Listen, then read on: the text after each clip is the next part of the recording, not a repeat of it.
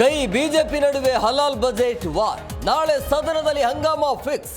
Budget ಸಮರ್ಥನೆಗೆ Congress ತಂತ್ರ.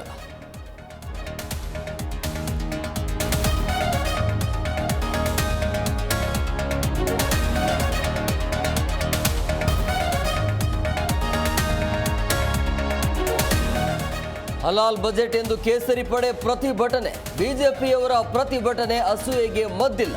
ಮಂಡ್ಯದ ಬಳವಳಿಯಲ್ಲಿ ಡಿಕೆಶಿ ವ್ಯಂಗ್ಯ.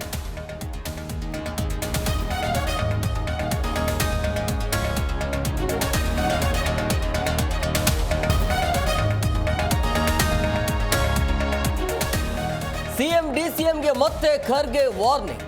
ತಿಳಿದು ನಡೆಯುತ್ತೇವೆ ಎಂದ ಡಿಸಿಎಂ. ನಾವು ಒಟ್ಟಾಗಿದ್ದೇವೆ ಎಂದ ಶರಣ್ ಪ್ರಕಾಶ್ ಪಾಟೀಲ್.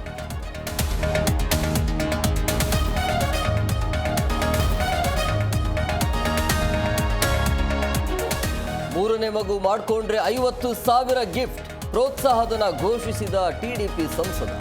ಸೋಷಿಯಲ್ ಮೀಡಿಯಾದಲ್ಲಿ ಸರ್ಕಾರ ವೈರಲ್.